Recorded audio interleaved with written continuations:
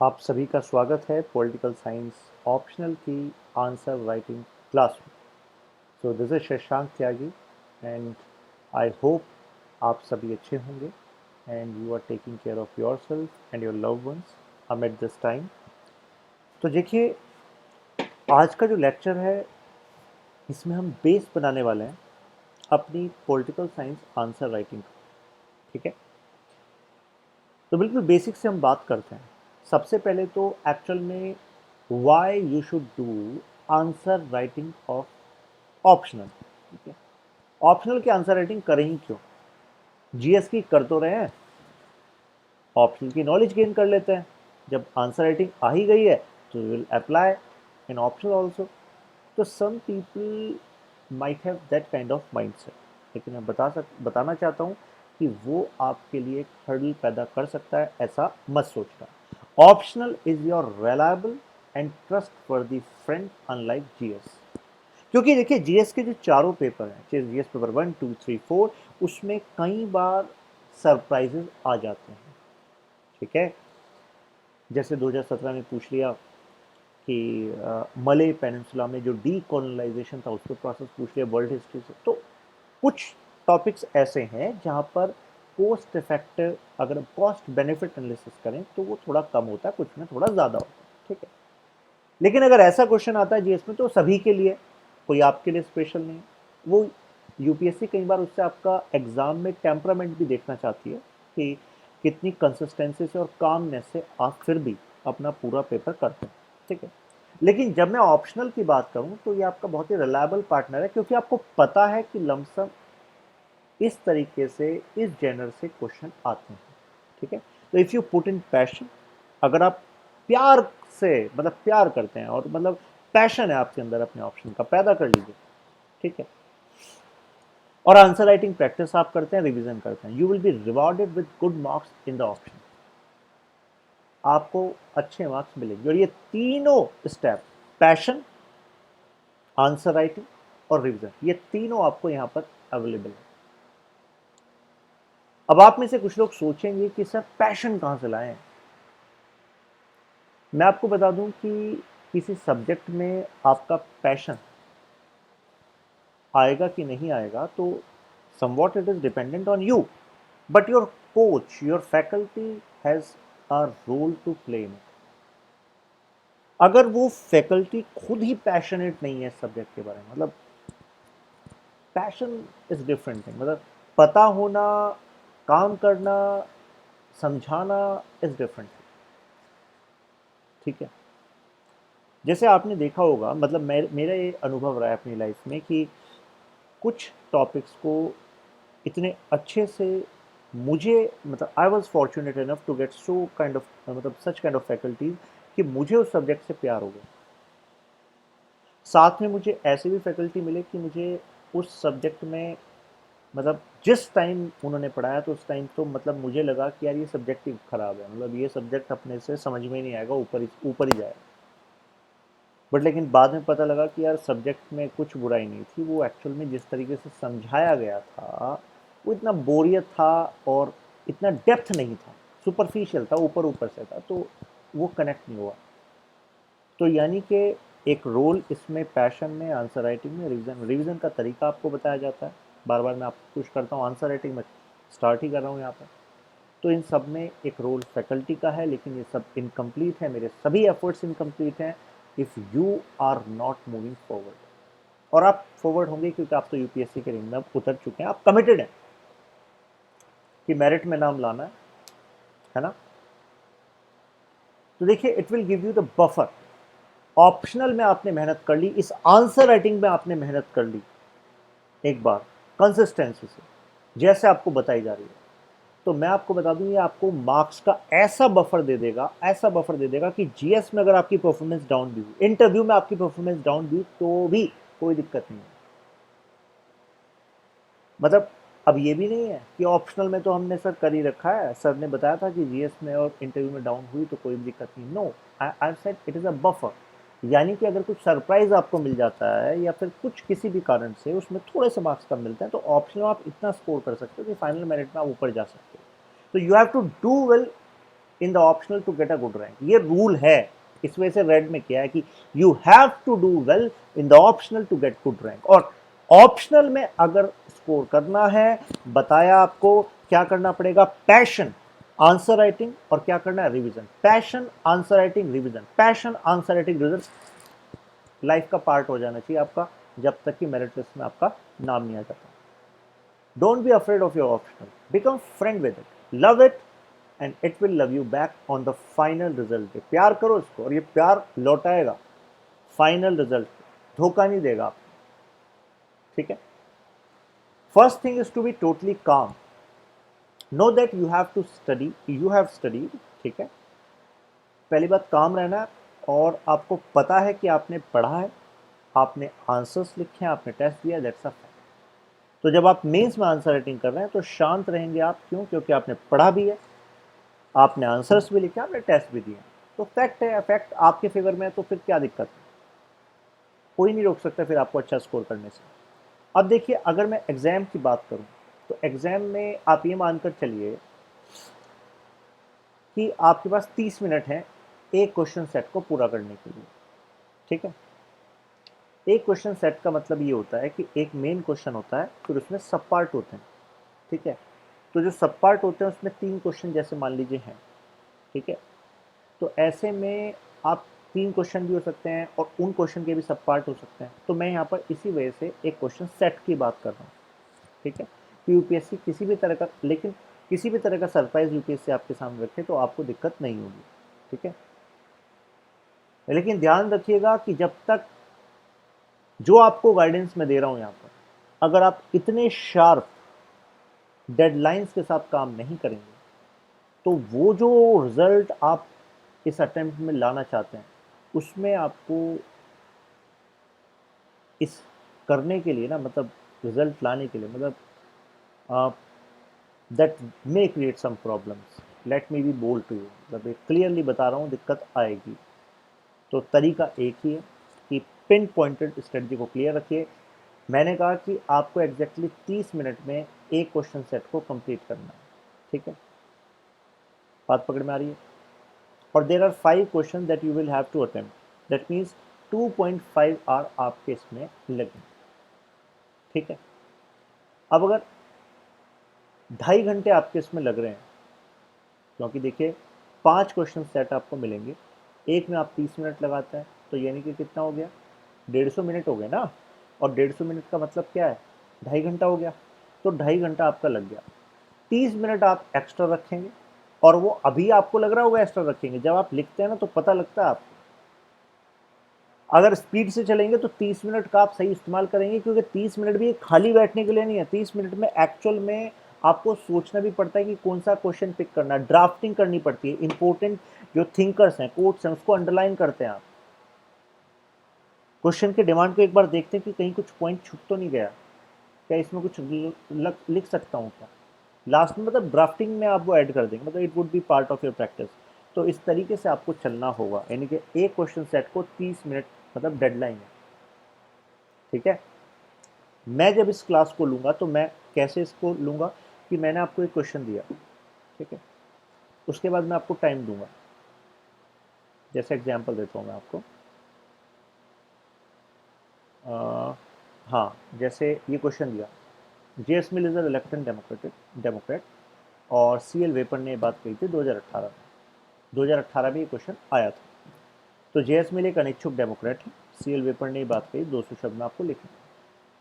तो मैं यहाँ पर आपको दूंगा कि आपको 7 मिनट 40 सेकंड में लिखना है, ठीक है। तो 7 मिनट 40 सेकंड में यहीं पर आपकी क्लास में आपके सामने स्टॉप वॉच चला दूंगा, स्टार्ट, खेल शुरू किया जाए।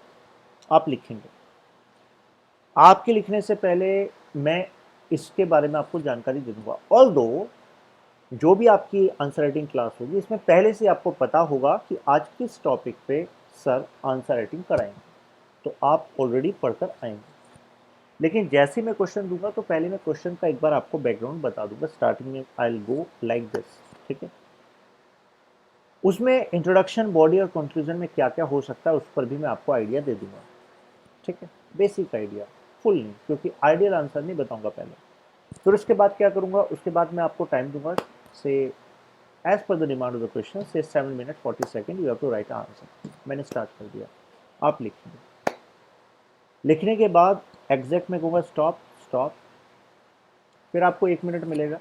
1 मिनट में you can take a snap और जस्ट मेल, और फिर जो यहाँ पर आंसर्स आएंगे सबसे पहले मुझे यहाँ पर दिखेंगे, मैं उनमें से एक को या दो को यहाँ पर रिव्यू करूँगा आपके सामने, ठीक है।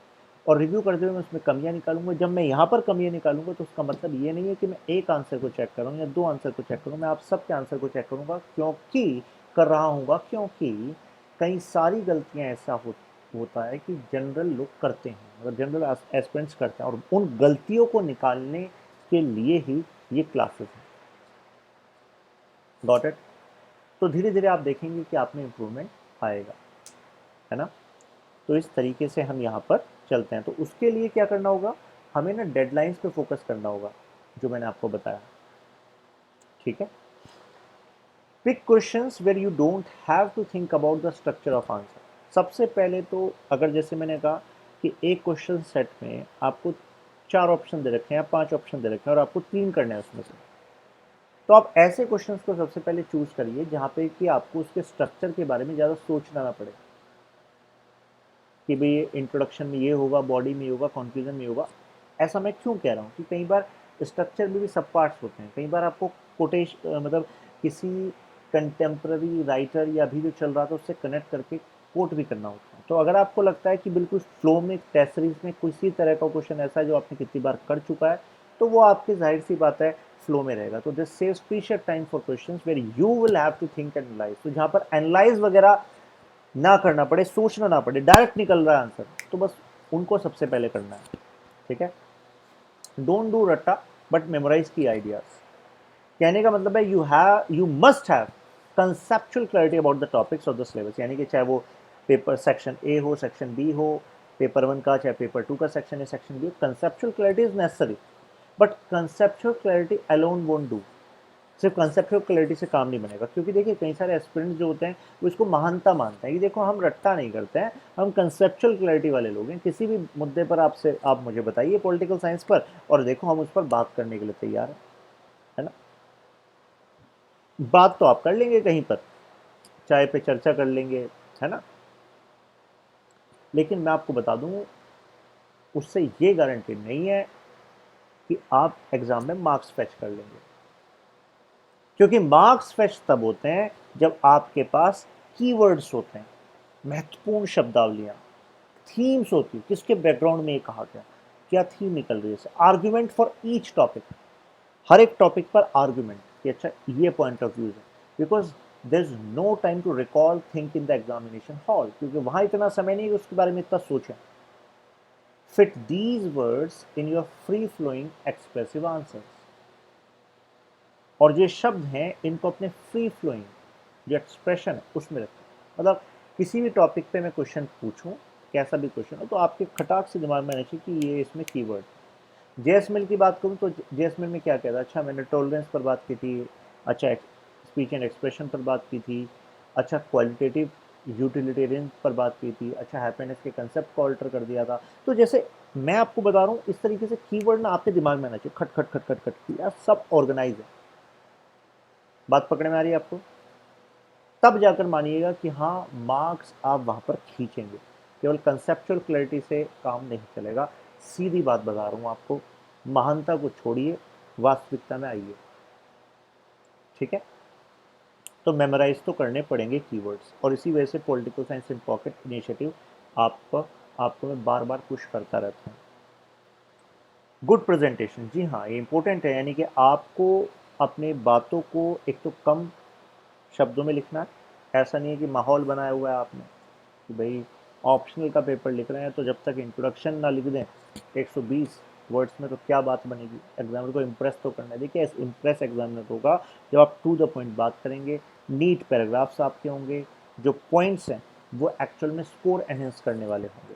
तो your answer script should be beautiful. Highlight the keywords, keywords को हाईलाइट करिए, स्कॉलर्स को अंडरलाइन कर लीजिए, जिससे कि एग्जामिनर की जो चेकिंग है वो ईजी हो जाए। आप एग्जामिनर की लाइफ को आसान बनाएंगे, चेक करना उसके लिए आसान करेंगे, एग्जामिनर आपकी लाइफ को आसान बनाएगा। आपने उसके लिए मुश्किलात खड़े करे कि मतलब कोई पैराग्राफ का अलाइनमेंट नहीं है, कोई अंडरलाइन नहीं है ना, और कोई नीटनेस नहीं है, वर्ड्स एक्स्ट्रा यूज़ करे हुए हैं, उसका कोई मतलब नहीं बैठ रहा, तो एग्जामिनर आपकी लाइफ को टफ करेगा जब उसे ढूंढना पड़ रहा है कि एक्चुअल में इसमें कंटेंट क्या लिखा है, आंसर उसको ढूंढना पड़ रहा है कि नहीं। तो आंसर निकल के आना चाहिए, आंसर शीट से निकल के आना चाहिए कि देखते उसको लग रहा है कि हाँ एवरीथिंग इज देयर। ठीक है, तो ये चीज़ें आपको ध्यान रखनी है इस आंसर राइटिंग क्लास में भी, इस वजह से I am having this lecture. Make answer writing practice registers, और ये बहुत इंपॉर्टेंट है।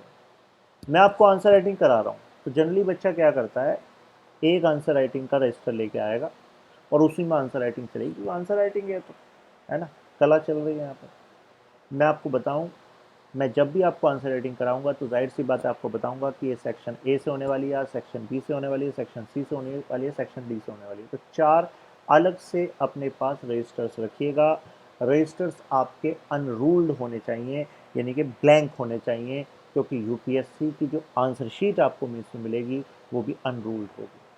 जब ऐसे आपके अलाइनमेंट की प्रैक्टिस अच्छी होगी तो जाहिर सी बात है वहाँ पर भी फ़ायदा मिलेगा। तो एक एक छोटी छोटी चीज़ों पर मैंने इस लेक्चर सीरीज़ में ध्यान दिया है आपके ऊपर, और ध्यान देता रहूँगा, तो आप भी उसका फ़ायदा उठाइए।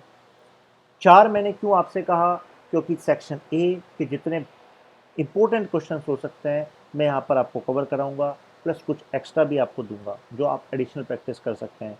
तो मुझे खुद ही बताइए, जब आपके इंपॉर्टेंट क्वेश्चंस मॉडल आंसर्स एक कॉपी में कंसाइज होंगे, सेक्शन ए के ए बी में होंगे, सी के सी में होंगे, डी के डी में, तो जिस टाइम पर आपको रिविजन करना होगा तो आपको हैप हैजर्ड नहीं जाना होगा। आपको पता है सेक्शन ए के ये इंपॉर्टेंट क्वेश्चन हैं, इनको करके जाना है। आप देखेंगे मैक्सिमम वहीं से क्वेश्चन आएगा, इसमें कोई बड़ी बात नहीं है। सिंपल एनालिसिस अगर आप पिछले कितने सालों का कर लें तो आप इसको खुद एनालाइज कर सकते हैं। 6 साल के पेपर उठाकर देखेंगे, सेक्शन वाइज पता लग जाएगा क्या यूपीएससी का ओरिएंटेशन चल रहा है। तभी मैंने कहा ऑप्शनल, पॉलिटिकल साइंस ऑप्शनल जो है it is far reliable than GS, है कि नहीं। तो इस बात को ध्यान रखिएगा। So where you attempt at least 1 question every evening. अच्छा, एक चीज़ और ध्यान रखिएगा, ये प्रैक्टिस बना लीजिए अपनी, कि जैसे मॉर्निंग में आपने किसी टॉपिक को पढ़ा तो इवनिंग में उस पर एक क्वेश्चन कर लीजिए। जैसे मॉर्निंग, जैसे पोल साइंस ऑप्शनल आपका है तो पोल साइंस ऑप्शनल आप दिन के एक सेगमेंट में ले रहे हैं ना, तो एग्जाम्पल मान लीजिए मॉर्निंग में आपने पढ़ा, मॉर्निंग में आपने से ग्रामसी पढ़ा, तो इवनिंग में ग्रामसी पे एक क्वेश्चन जो है लिख देना है। मैटर नहीं करता अच्छा है बुरा है, लेकिन आप लिखेंगे तो धीरे धीरे इंप्रूवमेंट हो जाएगा। मात्र आपको 15 मिनट देना है इसके लिए। 10 मिनट में लिखना है, 5 मिनट आपका थोड़ा एडिशनल मान लीजिए, तो 15 मिनट के काम करने में क्या दिक्कत है, जब आपको पता है कि ये आपको उस मेरिट लिस्ट में ऊपर लेकर जाएगा। छोटी सी हैबिट से ही बड़ा रिजल्ट मिलता है, ध्यान देना है, इसको हल्के में नहीं लेना आपको। In the last few days just read your revision booklet. तो जो यहाँ से आपको आंसर राइटिंग की जो आपके कलेक्ट होंगे आंसर्स, एक तो वो आपको लास्ट डेज में पढ़ने हैं, और रिवीजन बुकलेट्स पढ़नी है। रिवीजन बुकलेट का मतलब क्या है, political science in pocket initiative के तहत जो आप छोटी डायरी में अपने कीवर्ड्स ले रहे हैं, एक तो वो आपके हो गए। साथ में जब आप नोट्स को रिवाइज करेंगे तो इसका जो हाईलाइट कर लेंगे इंपॉर्टेंट आइडियाज़ को, तो वो आपके काम आएंगे। तो इंपॉर्टेंट फ्लैग्ड आंसर जो आंसर राइटिंग में रजिस्टर्स में वो आपके काम आएंगे, ध्यान रखिएगा इस बात को। Remember that you only have to write 150, 200 और 250 words for the optional. So तो जब मुझे बताइए, जब हमें लिखने ही किसी टॉपिक पे 150, 200 या 250 शब्द, तो क्या उस पर बहुत ज़्यादा कंटेंट पढ़ने की ज़रूरत है क्या? नहीं। तो हमें क्या चाहिए कि देखिए, किसी भी पिछले हमने इतने सारे क्वेश्चन एनालाइज कर लिए कि इस तरीके से क्वेश्चन आते हैं, और 150, 200, 250 शब्द के मुझे आंसर लिखना है। तो ऐसे में अगर मैंने अच्छे पॉइंट्स हर एक सब टॉपिक पर कवर करे हुए हैं, और जिससे हर एक तरह के क्वेश्चन की डिमांड फुलफिल हो रही है, तो क्या मुझे कोई दिक्कत होने वाली है? कोई दिक्कत नहीं होने वाली। But just I have to be clear about this strategy, that's it. अब एक ही टॉपिक पे आपने इतना सब कुछ पढ़ रखा है, लेकिन उस टॉपिक से क्वेश्चन आया ही नहीं, और आया भी तो 150 वर्ड्स का आया। तो ऐसे में पढ़ना इज़ नॉट रॉन्ग, मतलब पढ़िए, लेकिन बात यह है कि एग्ज़ाम क्लियर होता है स्ट्रेटजी से। क्योंकि पहले आप स्ट्रेटजी के हिसाब से अपनी तैयारी कर लीजिए, उसके बाद शौक के लिए एडिशनल टाइम शौक के लिए रखिए, उसमें पढ़िए एक्स्ट्रा। ठीक है, तो उससे तो वो डेप्थ आती है विचारों में, लेकिन स्ट्रेटजी से इससे चलना है। क्योंकि मैं नहीं चाहता कि जब मेंस आप दे रहे हो या मेंस के बाद फिर आपको लगे कि अच्छा यार सर ने उस दिन कही थी बात और हमने उस बात को हल्के में लिया, ऐसा नहीं होना चाहिए। अब देखिए, जैसे रिवीजन बुकलेट है, तो ये 17 जो बैच है उसकी जो टॉपर है उनका ये आपकी रिवीजन कॉपी है। तो अब रिवीजन कॉपी को देखिए, इसमें क्या है, तो इसमें क्या पूरे नोट्स लिखे हुए हैं? नहीं, इसमें क्या है, की आइडिया, जैसे गांधी है तो गांधी जी के बारे में हम पढ़ते हैं पेपर 1 सेक्शन ए में इंडियन पॉलिटिकल थॉट में। तो गांधी जी की idea Satyagraha, Satyagraha, truth force, it is a non violent, उसका क्या मतलब है, गीता का डिपिक्शन कैसे है उससे, फ्यूटिलिटी ऑफ वॉर कैसे है, तो कीवर्ड्स में लिख दिया। ठीक है। स्वराज के 4 कॉर्नर में हमने बता दिया पॉलिटिकल इंडिपेंडेंस, ट्रुथ और धर्मा, नॉन वायलेंस। अब ये मैं यहाँ पर क्यों लाया हूँ उनकी कॉपी का यहाँ पे स्क्रीनशॉट में, इसलिए लेकर आया हूँ क्योंकि आपको ये पता लगे कि एक्चुअल में आंसर्स में, जिन आंसर्स में आप डायग्राम्स का इस्तेमाल कर सकते हैं, जैसे यहाँ पर आपका विलेज, तालुका, स्वराज, तो डायग्राम, फ्लो चार्ट, इनका आप इस्तेमाल करेंगे तो एग्जामर जैसे ही आपके आंसर को खोलेगा तो उसको पता लग जाएगा कि हाँ ये कंटेंट इसको पता है और यही इसकी डिमांड है। तो एग्जामिनर का जो फर्स्ट इंप्रेशन होगा जैसे आपके आंसर को देखेगा वो अच्छा होगा। तो it is you know it gives more tendency, मतलब प्रोबेबिलिटी को बढ़ा देता है कि एग्जामिनर आपको अपर साइड में मार्क्स देने के लिए मजबूर रहेगा। तो इस वजह से मैं आपको बता रहा हूँ कि जो आंसर, जो कीवर्ड्स, जो फुट नोट्स, ये बहुत काम आते हैं। और कई लोग होते हैं वो मेन नोट्स पर रिलाय करते हैं, डायरेक्ट बुक्स पर रिलाय करते हैं, तो आखिरी में क्या होता है फिर वो रिवाइज करना मुश्किल हो जाता है। आखिरी में उनको लगता है सिलेबस बहुत ज़्यादा है। सिलेबस बहुत ज़्यादा नहीं होगा अगर आप कंसाइज करके चलेंगे तो। ठीक है। ऐसी फासुल पे इन्होंने शॉर्ट नोट्स यहाँ पे मैंने आपको दिखाए। साथ में आप क्या कर सकते हैं रिवीजन के लिए, जैसे आप वाइट बोर्ड ले सकते हैं। तो वाइट बोर्ड पे आप क्या करेंगे, फॉर एग्जांपल अभी देखिए जैसे आपको रिवाइज करना है तो मैं आपको कहता हूँ कि चलो 10 मिनट में आप सोचो, तो आप लिख लेते हो, फिर आपको लगता है अच्छा इसमें से ये मिस कर दिया। अपने आप को कुछ समय दीजिए, जिस समय में आपने लिखा, जैसे हन्ना अरेंड, तो western political thought, point number 10 section A में पेपर 1 में टॉपिक है अरेंड लिखा, तो हना अरेंड में अब क्या क्या आपको याद आ रहा है सारे पॉइंट्स को लिख दो, तो आपको पता लग जाएगा कि अच्छा ये सब तो मुझे पता है। ठीक है। और ये वाला पॉइंट मैं भूल गई थी, अब भूल गया था, I look into my notes, अच्छा ये भी मुझे पता है। तो इससे क्या होगा कि आपका जो सफ़र है वो आसान हो जाएगा। तो जैसे ही आप ये लिखें, ठीक है, जैसे आप ये लिख रहे हो इस पर अपने वाइट बोर्ड पे मार्कर से, तो उसके बाद ना फ़ोटो ले लें उसका और फिर उसको रफ कर दें, फिर दूसरे का प्रैक्टिस कर लीजिए। फ़ोटोज़ को कलेक्ट कर लेंगे तो आपका ही काम होगा, है ना, आपका ही काम आसान होगा कि हाँ आप देख सकते हैं अच्छा अच्छा these are the keywords, these are the key points जो मुझे याद है, मैंने वहाँ पर लिखा था। तो मैं क्यों ये आपसे कह रहा हूँ, क्योंकि इसका कनेक्शन सीधा साइकोलॉजी से है कि मुझे याद था और मैंने वहाँ वाइट बोर्ड पे लिखा था। तो आपको रिकॉल करने में क्या होगा, आसानी होगी जब आप आंसर राइटिंग कर रहे होंगे। ठीक है।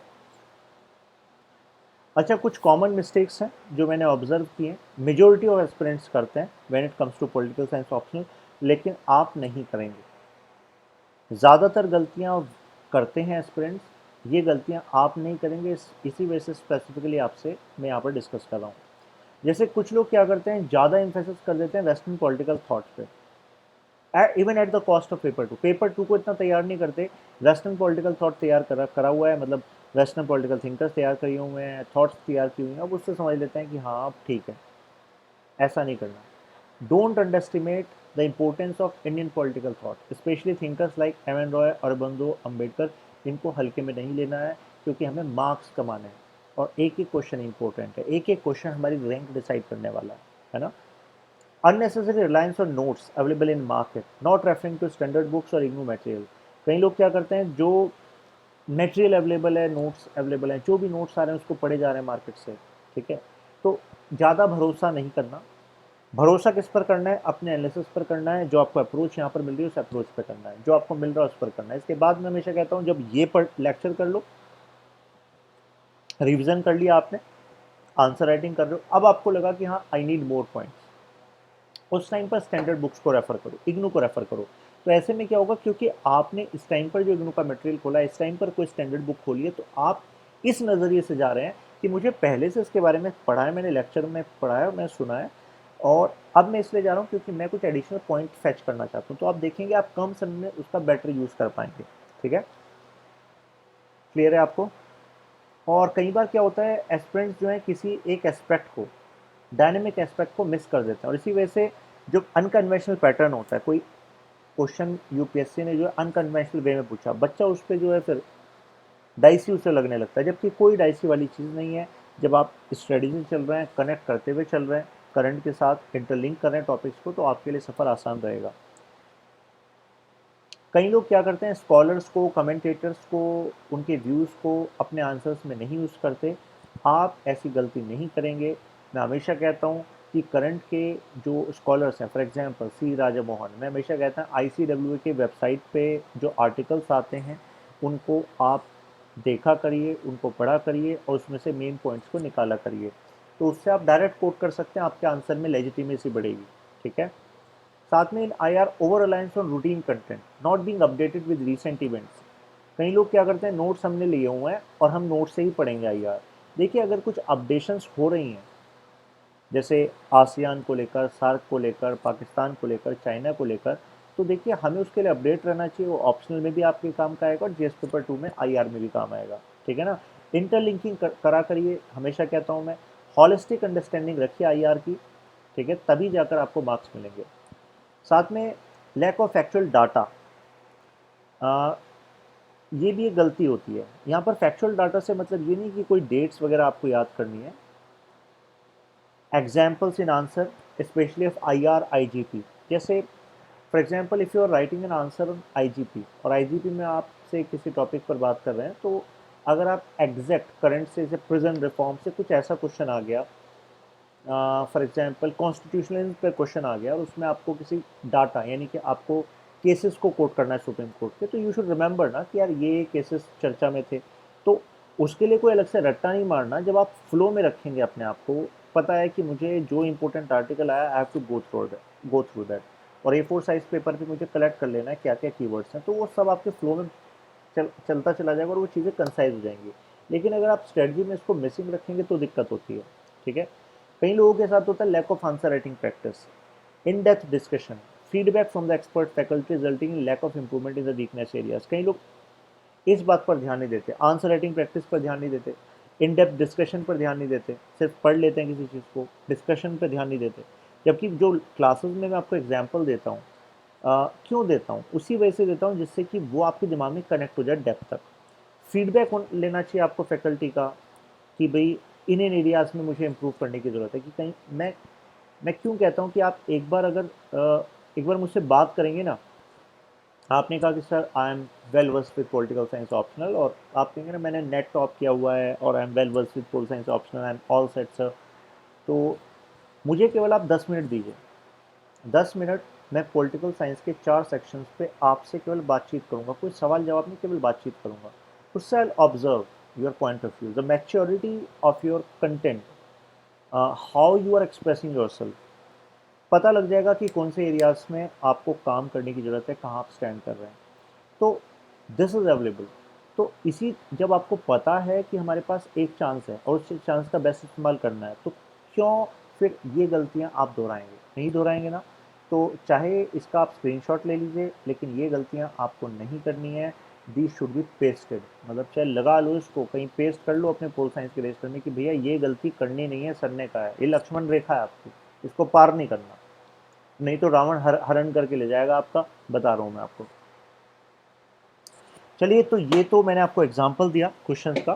क्वेश्चन की प्रैक्टिस हम करेंगे नेक्स्ट लेक्चर में, जब मैं लाइव आऊँगा आपके साथ। उम्मीद करता हूँ इस लेक्चर से आपको फ़ायदा मिला होगा।